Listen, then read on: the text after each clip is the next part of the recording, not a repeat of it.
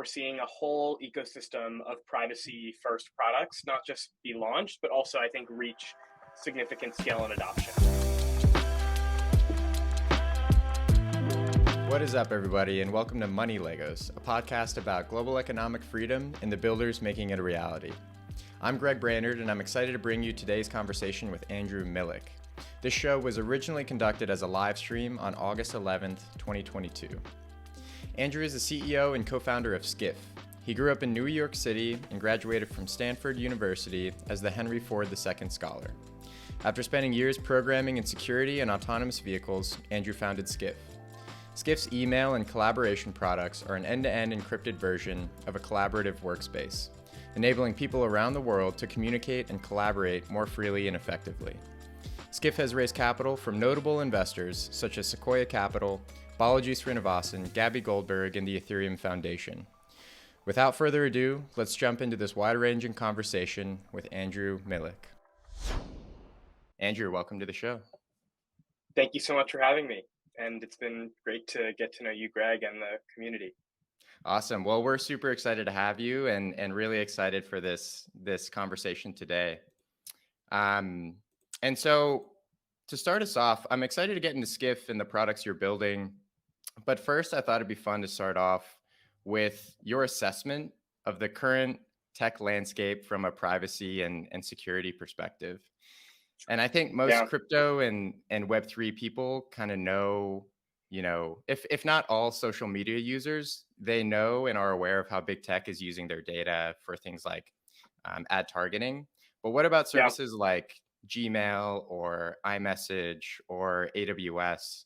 What is kind of going on from a privacy, a security perspective with those types of services? Yeah, these are great questions. So I guess maybe I'll tackle it from first in the current landscape, just startups, what are all the new things going on? And then also just on the big tech side, like you mentioned, how are things changing? So I think on the startup side, it's a really interesting time. We're seeing a whole ecosystem of privacy first products, not just be launched, but also I think reach significant scale and adoption. So, private search, private messaging, private browsers, private email platforms, private communication apps, private cryptocurrencies. You basically see this whole parallel ecosystem of products that people use to communicate, to collaborate, to send money, etc. And so I think all those categories I mentioned have products and companies that have reached tens to hundreds of millions of users, if not, tens to hundreds of millions every day. And then also just companies that are profitable, reaching significant scale and just starting to get past what I think 5 to 10 years ago was just a really much smaller user group. So I think what's interesting is now, I guess, plug that into what's going on with big tech, and it might explain why you're seeing these startups succeed, which is you're seeing, Apple, Google, Samsung, large companies actually start to market their products on privacy. And so in a world where consumers have expectations that all products are really good, Android is in its nth version, the iPhone is reaching, hundreds of millions of people, if not more. Now, privacy has become, I think, one of the last few differentiators or just key kind of sales points that Apple has really invested significantly into, that we see Samsung investing a lot into right now. And I think we'll start to see, other big tech companies also work hard to kind of recapture or reposition their brand. So it's interesting, Google, I think, has struggled in this dimension for a long time because of how their search business model works. But, you see them and Android actually trying to position themselves in a really kind of strong privacy first way. So I guess these two things are happening. One is this entire startup ecosystem is being built. At the same time, big tech is trying to reorient themselves, possibly noticing that consumers are now adopting privacy products en masse. Yeah. I mean, it's interesting. You see, well, I guess it might be worth it to maybe pause on some of these other services that are succeeding from a privacy perspective. And I think some people are probably familiar with the company Brave, which is a private web browser that interacts with IPFS instead of AWS or another centralized database, which I'm definitely excited to get into and talk about how Skiff is using it. But why do you think some of these products are succeeding today? Is it a change in consumer consciousness? Is it a change in something else? Yeah, I think, and that's a great example. I think, Brave and private browsers are one category, and they're reaching really significant scale. I'd also say it's true with Signal Messenger. That product has over 100 million monthly active users. I think very few products in the world can claim to be at that scale. And also with, private email services, with, I don't know, just I think we're seeing it in a lot of different dimensions. In terms of why, I have a few ideas and thoughts. I think one is that, this group is, I think, larger than what big tech or other people traditionally anticipated, and they're not always super vocal. But it can be really, really rewarding and helpful to be the kind of clear voice, establishing your brand as pro privacy in the world when very few companies have been there for the last 10 years. I think my other two things to note are, one, it's been a bit of a winding path and slow burning field for a while. Brave has been around for 5, 6, 7 years. Same with a lot of the other privacy first products that we look at. That's generally, I think, quite true in the consumer space too, where it just takes 5 to 10 years to reach significant adoption. And finally, what I'm excited about, I guess like small drum roll, is that I think the privacy and crypto intersection is also facilitating that in a really big way. And so to answer that second part of your question, what I think is super cool is that basically we're seeing those value aligned crypto people also become really good users for privacy, and just really value aligned privacy software make a lot of sense to integrate or work with or be expand to crypto. And what I mean by that is, I think a lot of the way we look at privacy is, like there are all sorts of definitions from the law to Steve Jobs to others, but a huge part of it is data ownership. And I think data ownership is one of the key core concepts of crypto. How does a crypto wallet work? It's like you own your own keys, so you own your own data, so you own your own tokens and everything. How does basically transactions work? It's basically verifying that you signed something with a private key. And I think a lot of those technical concepts like private keys, and also just like intuitive ones like data ownership, make a lot of sense to crypto people. So I think that's a really exciting cross collaboration, that we're seeing right now, and I think is working really, really well for Brave, for us, and hopefully like an entire new generation. But we'll see how that plays out. Yeah, that's awesome, and it's such a great point because there have been privacy movements obviously before crypto, but now with crypto, it's almost like there's this, and I don't know, from a like sheer numbers of people perspective, like I didn't know Signal had 100 million users. That's a pretty astounding fact. But with crypto, it's almost like adding kind of fuel on the fire, because now you have these users who understand what cryptography is and things like private Totally. keys, and are starting to, some of this like verbiage is starting to be commonplace within crypto circles, which is really fascinating. Yeah, I completely agree. I'd love to hear more of your perspective if you've seen that in other ways too, where you've seen really cool kind of privacy crypto coins or projects. I think that's been awesome. Like that's a whole massive thriving domain inside crypto. And also, I agree, like the concepts being really shared is super helpful, because it means that, crypto people are constantly experiencing like pseudo anonymity. Like basically so many crypto projects and founders are already really trying to do whatever they can to protect their privacy. And from there, it's also just like a status symbol. You're hiding your identity with some sort of asset, or, an image that you own or something like that. And beyond that, I think also a lot of the technical concepts are the same, like signing a transaction, private keys, all that stuff. So yeah, I think that's really cool. So when did you get started in the world of privacy and security, and have these concepts always been fascinating to you? And I know you previously worked in autonomous vehicles, and maybe you were working on some security problems or solutions for them. But where did your journey in privacy kind of begin? Yeah, it's an interesting path. I think for me, I like the human safety aspect a lot. So it's just really cool doing engineering that's really challenging and difficult. I think for me, like autonomous vehicles are a huge part of that. You have to test so thoroughly and make sure, things are going to work at the last minute in every circumstance. And I think in many ways, privacy, and I'm also going to say crypto, feel really similar too. And this is maybe a sore point for people who are listening, or for you, or for the world. But you can imagine, like when you deploy a smart contract or something. It's almost like deploying this like autonomous vehicle, and then all of a sudden people's funds and livelihoods are basically entrusted to it. And you have to have tested really thoroughly, thought really thoroughly, and been super careful about how you're doing all the engineering there. So I was really, really excited about that for my whole life. Started working on the AV side for a while. Then I think in just a little more college pursuits, got more into security and also into crypto. And so, through a hackathon I helped run, through roommates I had, and actually Skiff's co-founder, Jason, and I met planning Stanford's hackathon many years ago. Cool. But we started to kind of gravitate towards that as one of these other really cool, really intense kind of engineering areas. So that's what I get really excited about. Like, how can you deploy something into the world and have such a deep, thorough engineering understanding? But it's changed so much. And I think obviously Skiff is so consumer focused. And so now it's just a lot more about building a really, really good product.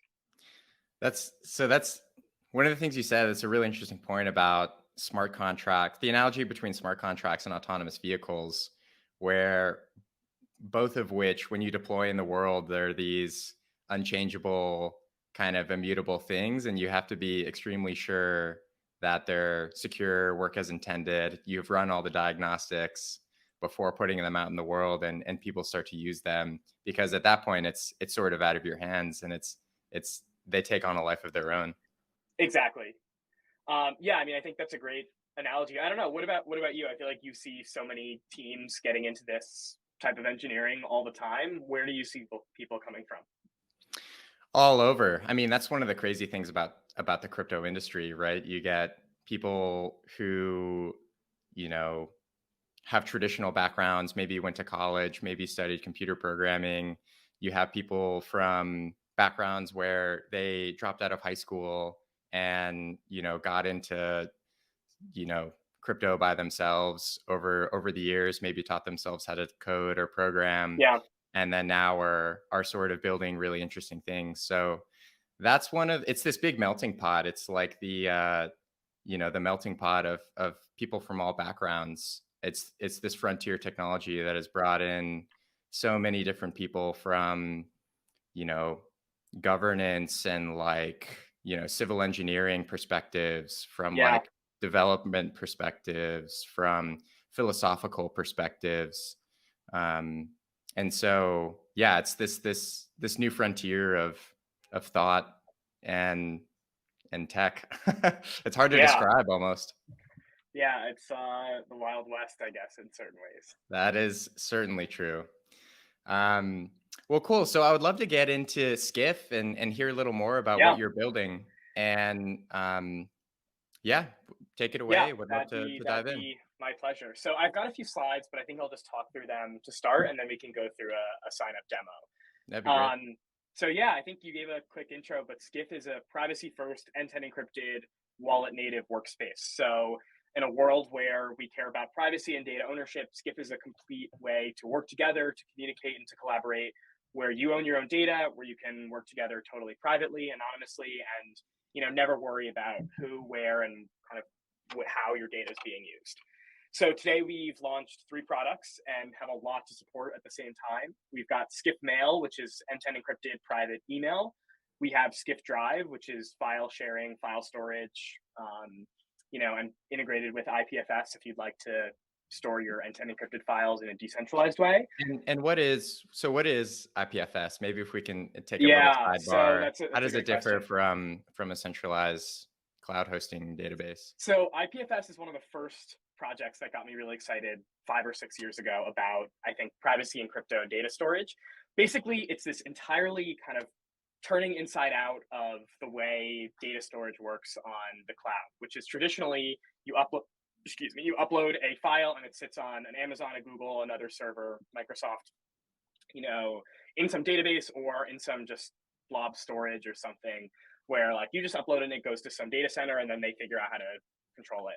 With IPFS, the entire model is reinvented, where there's basically a network of nodes, just like nodes running kind of any sort of other blockchain, that are negotiating and planning how to split files up into a certain number of pieces and how to distribute them across the network. So you basically get like total reliability, long-term storage, and then kind of negotiated fees that reward these node owners for storing people's data, depending on how popular and frequently accessible you want that data to be.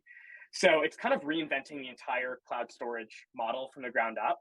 And for certain use cases, I think it's amazing, but it's also a complete reinvention of how people traditionally think about data storage. So for example, if you have your life's work and you're thinking, oh, I need some way of, putting that into the web in a censorship resistant, distributed around the world way where anyone can access it through local nodes, this is pretty much the best way of doing that. If you're like, oh, I just want to store a copy of my file online and I don't really care how it's stored, a cloud server might still just do the trick.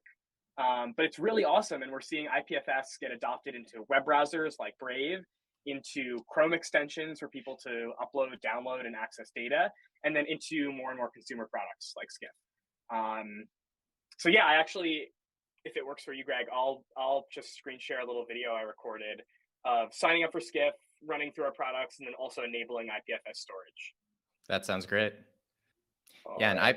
and IPFS, so it's this interesting decentralized storage network where, and there's a lot of kind of parallels between like maybe a proof of work or proof of stake system and IPFS, which is decentralized storage, where it's this distributed network of people running nodes, and instead of doing some like proof of work kind of algorithm, they're essentially like providing storage for files that maybe have gotten split up, Yeah, and then are kind of decentralized in terms of where that data is actually hosted. totally. And yeah, I mean, that's a great way of putting it. I think I'm not giving, maybe we're both not giving enough algorithmic credit to years of development and complexity that went into making sure the network is really reliable, that there's redundancy, and all the incentives work out. Yeah, I'm sure we're not. But hopefully there's some basic understanding that's being I don't shared. know if I can share a link too, but I've got a great article that we worked with a reporter at Fast Company on. I'll put it in this chat, Greg. I don't know if that goes to everyone, but basically on how Skiff and IPFS collaborated together. Yeah, But yeah, that'd let be me play awesome. is this working reasonably well?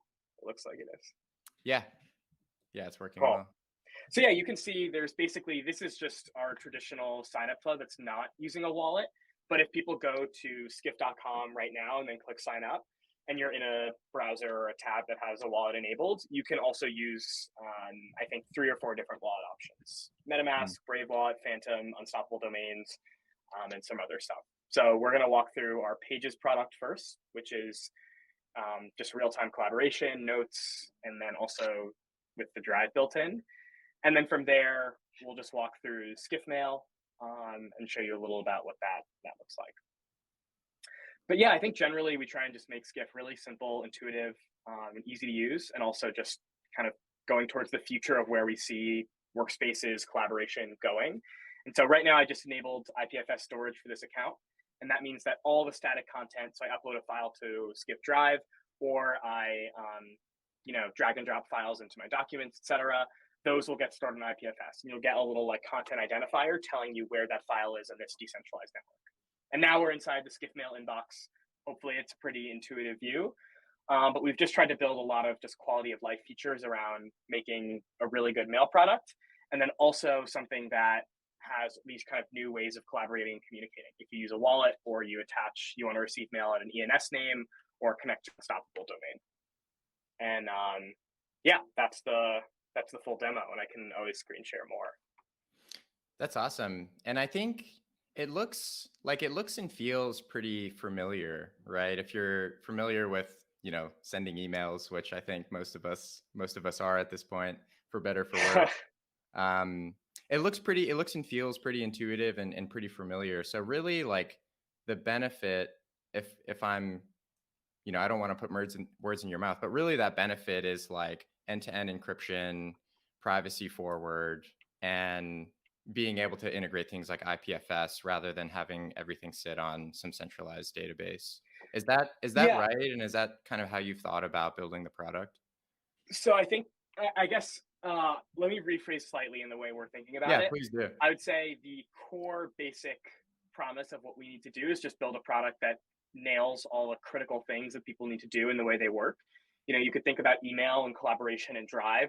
People could use those products for hours every single day. And so, kind of the first most important mission is just building products that are extremely good and reliable and performant and easy to use.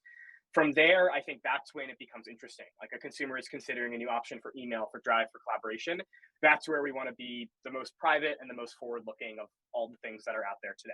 And so I think, like you said, the privacy is built into the platform in a really fundamental way. You'll see like a couple of these lock badges on the right. You see kind of a lot of messaging and text around, communicating freely and private email and all that stuff to make sure people understand why Skiff is different.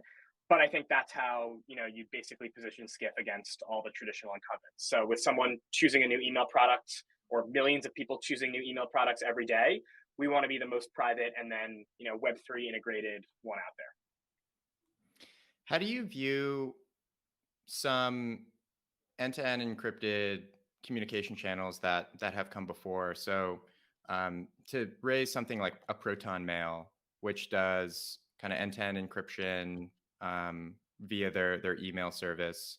Are they competitive with you? Are they doing different things? How do you view, I guess, yourself in the landscape of this broader kind of private communication and really just communication at this point, Yeah, network? that's a great question. So I would say in the traditional world of private communication, other private email providers or even, private messaging, I think I would say in some ways, yes, to the competitiveness question, and also in more ways, no. And yes, meaning that people only communicate, in a certain number of ways every day. And so you're always basically thinking about, are people going to use your product or another product?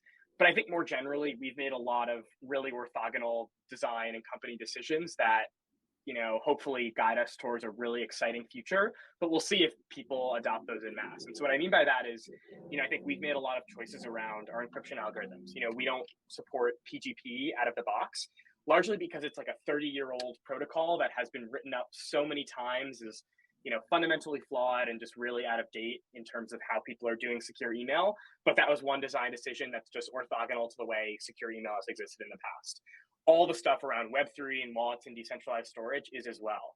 And I think we're basically looking at what things might look like in 5 years and betting on people understanding the concept of data ownership and all these Web3 possibilities and, crypto wallets being inside every browser, et cetera, where we'd hope that those design decisions that we've made around security and privacy and end-to-end encryption are where the future is going.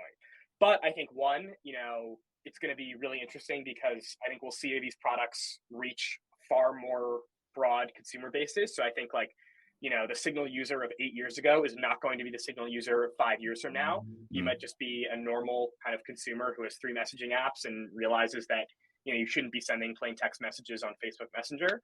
So I think that's changing a lot. I think we're seeing, we'll see whether our kind of orthogonal choices pay off. And then, yeah, I don't know. That's most of my thoughts. What about you? What do you think? Yeah, it makes sense. I mean, just anecdotally, like now we're all omni-channel, right? Like me personally, I have a WhatsApp, a Telegram, a Signal, iMessage.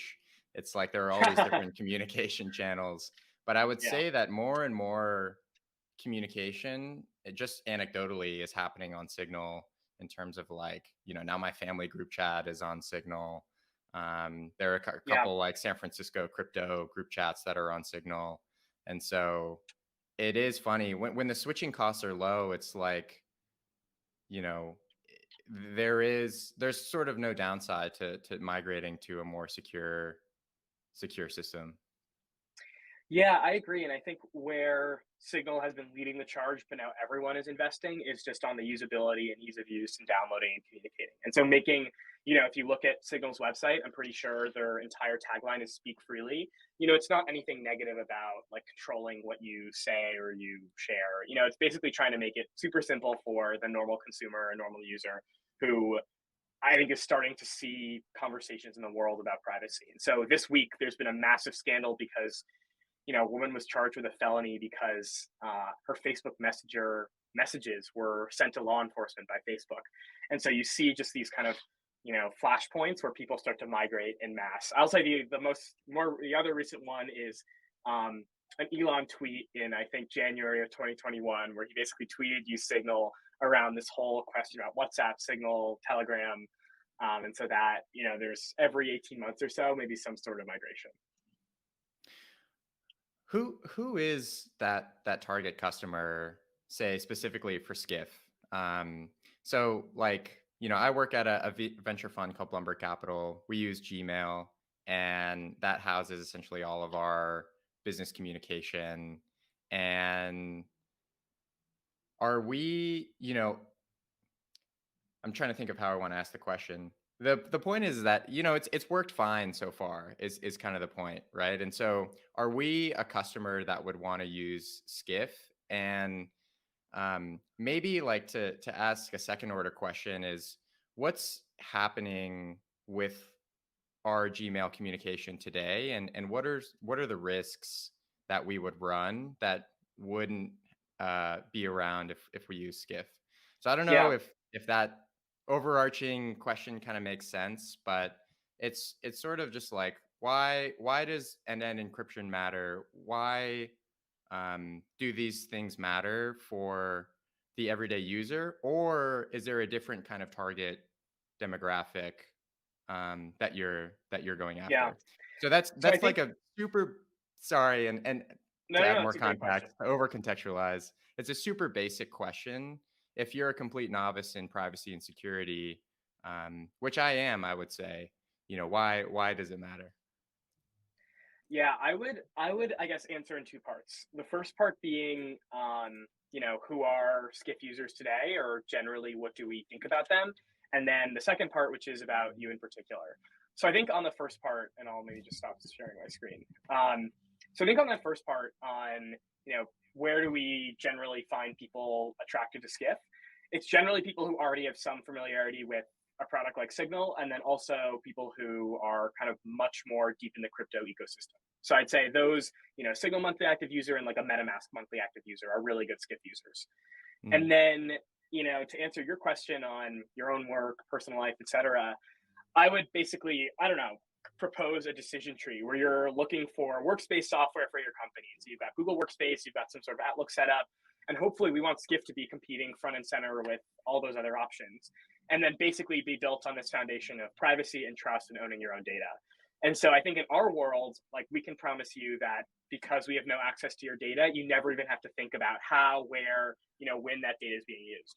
You're working with people abroad, you're dealing with complex, diligence, compliance, like, federal government related questions around investments you're doing in other countries or docs you're receiving, all this stuff. You basically just have much stronger controls over an understanding of how that data is being used. So I'd say generally, the first priority is just competing head to head with all these other workspace products, being something that's really good and really easy to use, and then delivering that peace of mind in the confidence of how Skiff is protecting your data that in a way that other products aren't. I don't know. What would you say to that? Yeah, so it makes sense to me. And I think it makes sense because if we're in a world where we have to choose some sort of defaults, um, it would make sense that you would want to choose the most secure and then encrypted default in terms of everything you do.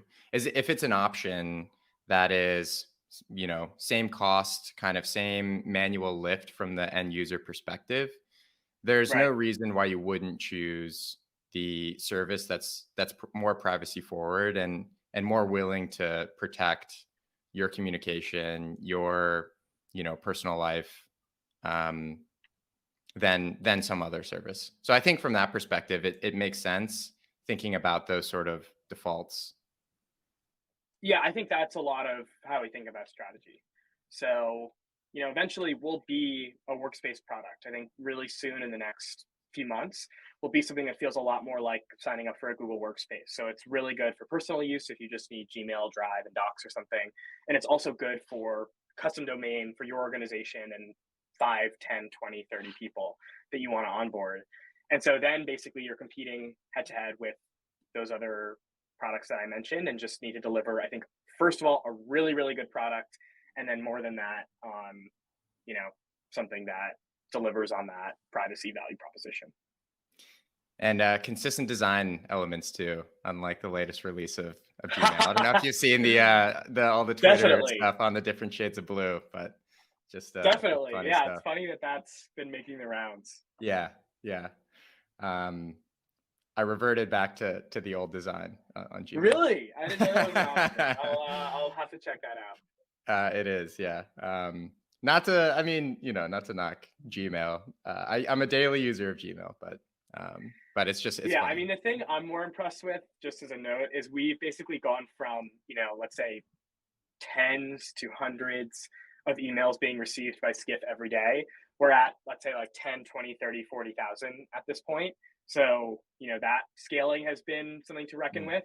I can only imagine going to billions of emails received every day. So that must be, I don't know, that is something that I'm impressed with. And I'll give them credit on the things that maybe no one talks about. Of course.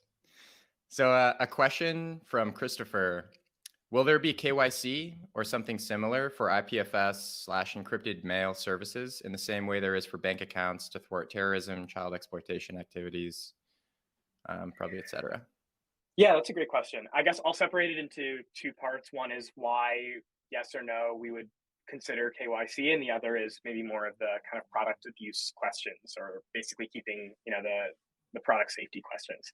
So I think we have no need for KYC. If anything, I think it's super, super cool that you can sign up for Skiff with a crypto wallet and get this whole new kind of unprecedentedly private and anonymous way to collaborate. That's something that I think rarely exists today, and is just like generally against most companies' philosophies and growth practices. Like, most companies don't want to let you sign up. They want your phone number and your email and your full name and all this other stuff. So then you can use like an Airtable or another product and populate everyone's work history and just, basically do whatever you can to be a little privacy invasive. So that, I think, we don't want to change. I think on the trust and safety questions, those are important, because when, what comes with anonymity sometimes is just basically people doing things that aren't always great for the product or the platform. And so, yeah, there are some things around distributing like DMCA content, or, content and images that just shouldn't be displayed or shared. And so basically we think about that a lot and work with some of the best people in the industry, Alex Stamos, like the legal team that works with Apple, and all these other people who help us just come up with really good policies and also really good technical things we can do to prevent that. So, for example, like limiting the size of files sent or shared on Skiff or Skiff Drive. If people are sending spam emails, just letting people report that when they're receiving them, and then also maybe having that reflected in, the number of emails people can send. And so we've already kind of dealt with some of those issues where people are trying to send spam. But yeah, I think a lot of what you do in a more privacy centric world is just rely on users and more kind of a distributed trust model, where people are reporting, they're taking the initiative and either sending reports to us or doing things like directly in kind of their own technical domain that can prevent that, like blocking someone else.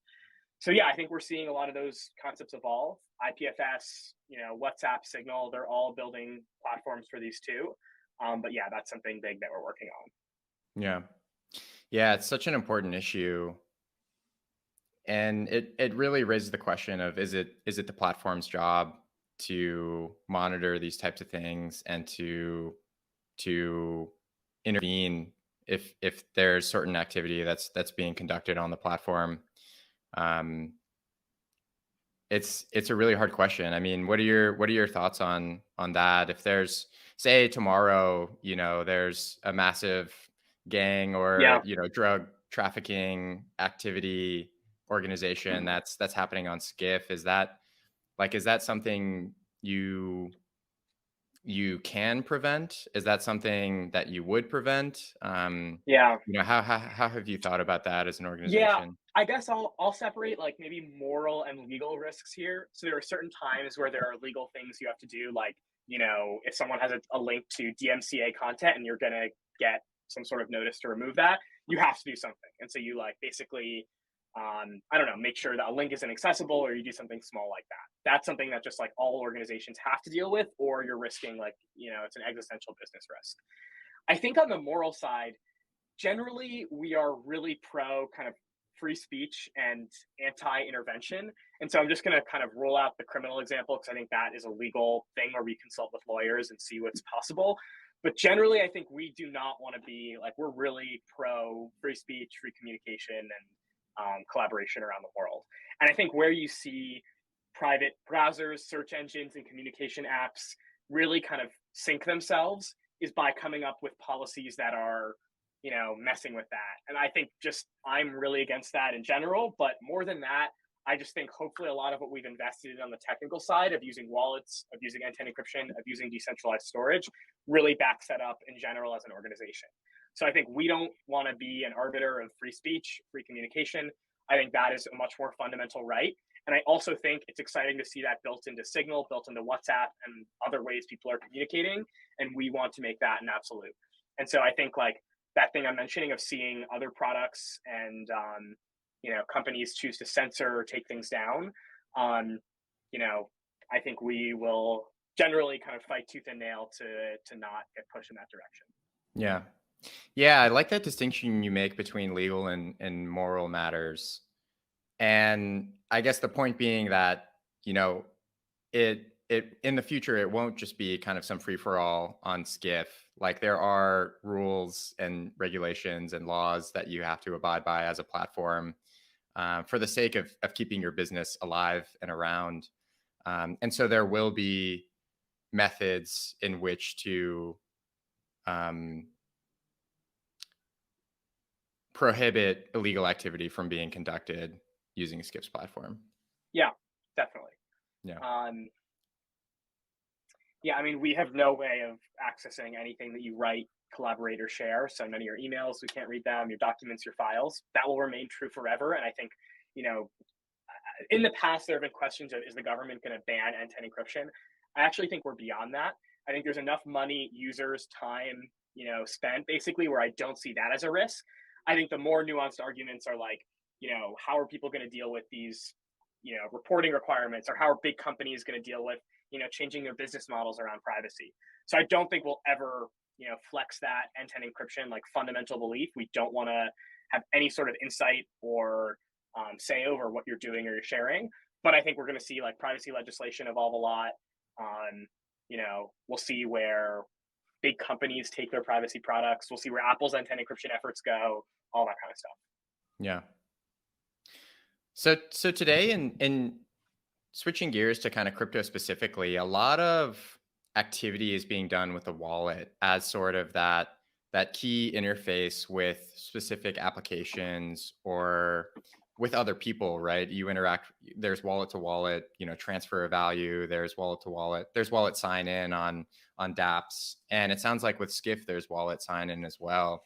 Is that something, do you have a view on where the world is kind of going as it relates to the wallet as kind of a key identifier or maybe a key method of interacting with the outside world? Is that something you think about at Skiff?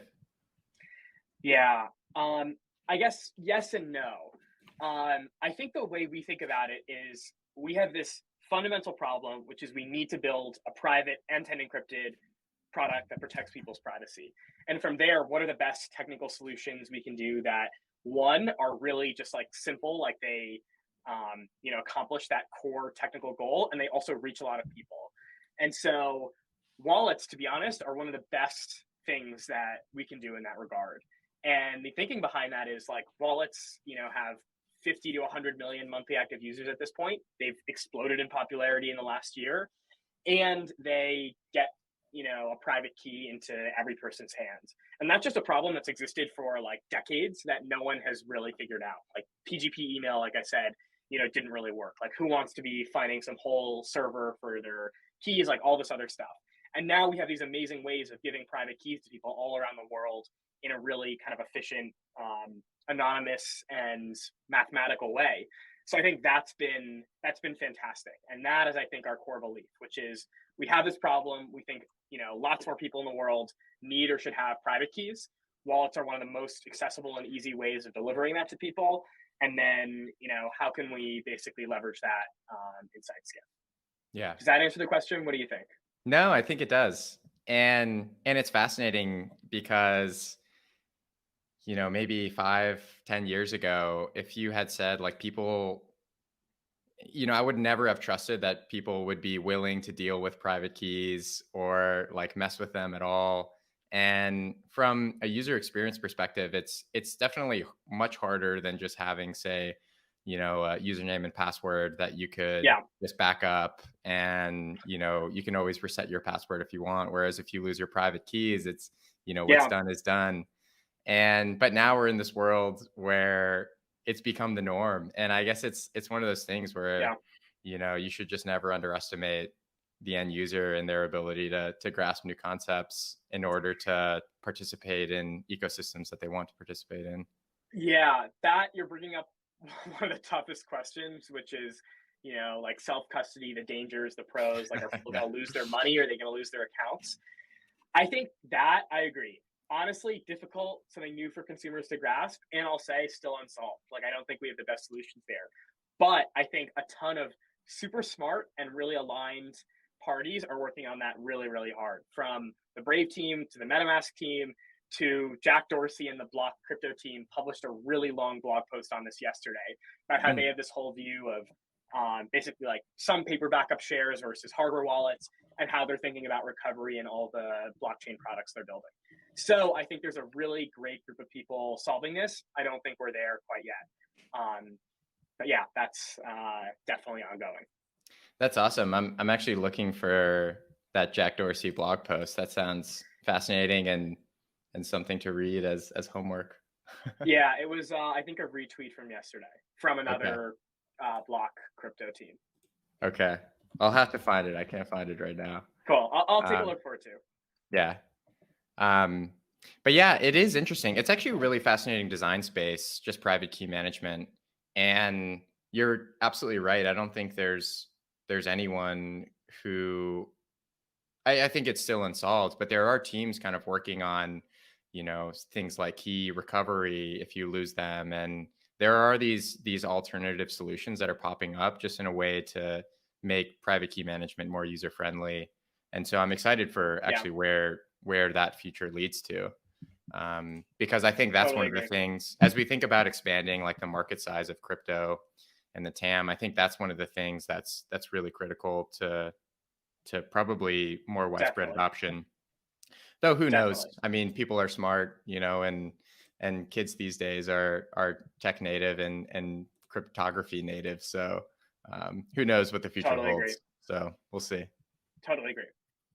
Yeah, I don't know. I think it's also cool that there's so much being done on just like the trust problems too, which I think are also somewhat related to those private key problems. Like, how can you make it harder for people's wallets to get drained, or just Mm, um, I don't know, connecting to the wrong yeah. dApps and all those sorts of things. Yeah, all those little like, and really there just needs to be some work done on the little like UX defaults and UI defaults and some enhanced data maybe around like connecting your wallet to a dApp to ensure that it's the right dApp and it's not going to drain your wallet and that type of thing, and make phishing and these other types of scams just harder to do.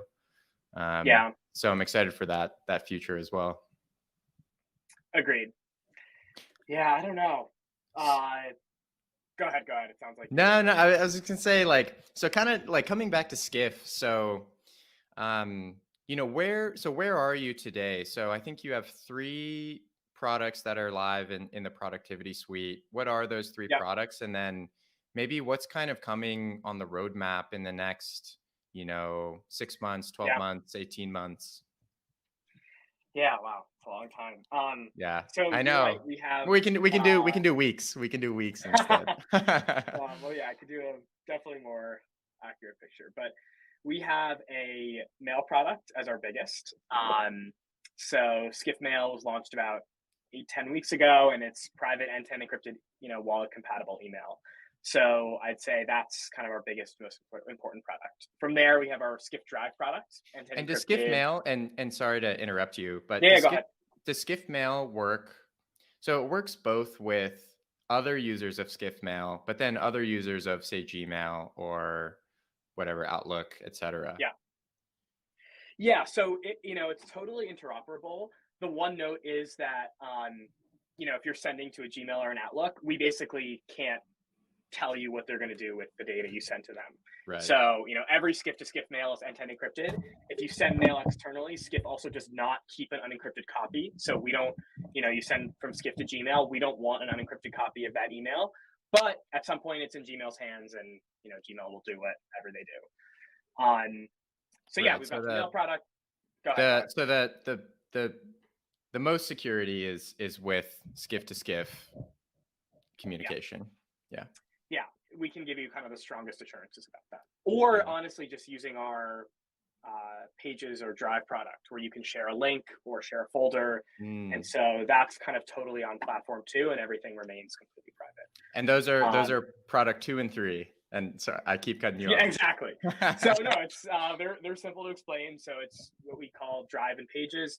Drive, I'm sure everyone will understand. It's Drive, Dropbox, file storage and sharing product, and then Pages is a lot like Docs, but in a bit more of a kind of new collaborative world where it's like a single page design. We've got all the nice things around tables and slash commands and that sort of stuff. So looking at where I'm a Notion user, and it looks a little more like Notion, which is great.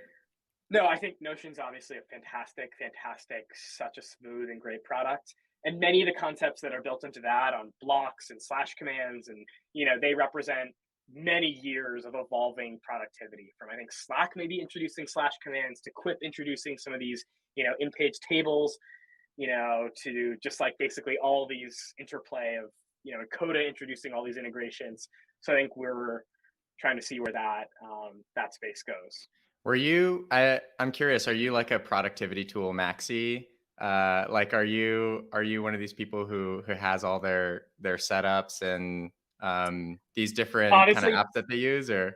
Categorically, no, I am not. Okay. I like taking notes, and I use, I would say, like Apple Notes and Skiff interchangeably. Yeah. That's it. I don't, part of the reason why I've never really gotten so into doing those sorts of setups is just that I feel like they change every 2 years or something. And so, I just feel like you got to build something that stands the test of time. And it's tough to just build a whole new, I don't know, like workflow for myself every year and a half. What about you? I don't know. I use Notion, so I feel like that there's a class of people that use Notion, I feel like. Definitely. And but traditionally, no, I don't have like my whole productivity suite completely nailed down. And unfortunately, I've been victim of just changing from Apple Notes to Google Drive to Notion to all these different things. So I've felt the pain firsthand. So with Skiff, is it all desktop, or are there mobile apps as well? So we now support 4 mobile apps. Awesome. iPhone and Android apps for Pages/Drive, and then for Mail. Awesome. So mobile friendly as well. And there is a Mac desktop app that is a little earlier in its beta stages. Great. And so looking ahead, we don't necessarily have to do 18 months, but what's coming maybe, rest of year, and maybe what's the next kind of big thing that you guys are focused on? So I think we're not in the mode of launching entirely new products immediately. We've taken that on many times already. Yeah. What we're really looking at as a top priority is just making our products really good, really reliable, really easy to use, and really integrated. So, you're onboarding onto Skiff as an entire workspace. They're integrated in the notifications and the sharing and the collaboration you can do. So, sending notifications about Pages to your Skiff mail, getting richer and kind of, deeper integrations between mail and attachments and Drive, all these things that'll just make it much better and simpler to use our products as a whole. And so I think there's a lot to do there. They're all super early, like under, let's say, 10 months old, and they have a long way to go to evolve. So that's the first priority. And then from there, you'll start to see that reflected at the workspace and account level. So you'll see stuff like custom domains being launched for email really soon. Like that's our Cool. kind of top priority. But that also reflects, how you're going to bring other people on board in, a custom domain or your workspace, and then also want them to be able to use multiple products. So those are the main things we're working on. That's awesome. Super exciting stuff coming down the pipe. Definitely a lot of work. Yeah. Well, so as we're kind of coming to the end here, this has been a really awesome conversation. I would just ask you, Andrew, is there anything maybe that we haven't covered that would be interesting for you to mention or to talk about? And if not, no worries. I think this has been an awesome conversation and I've really enjoyed it. Yeah, same here. I mean, I don't know. You had such awesome questions, and obviously, I think between you and the audience, a lot of familiarity with what's going on. I definitely don't have too much to add. I would say please, try Skiff and send us feedback. Definitely curious about all perspectives on the future of productivity and collaboration, the future of mail, and just anything people are seeing on the technical side with wallets, decentralized storage, or just privacy. That would be really cool. Um, One last note, we actually do a ton of collaborations on the product side. So, we've worked with the MetaMask team a lot, the Brave Wallet team, the Phantom team, really person to person and directly. It's not just like, we'll slap something into the product. So if there's anyone, or people know, or suggestions for more things we can do to make Skiff better, we're really, really open to that. Awesome.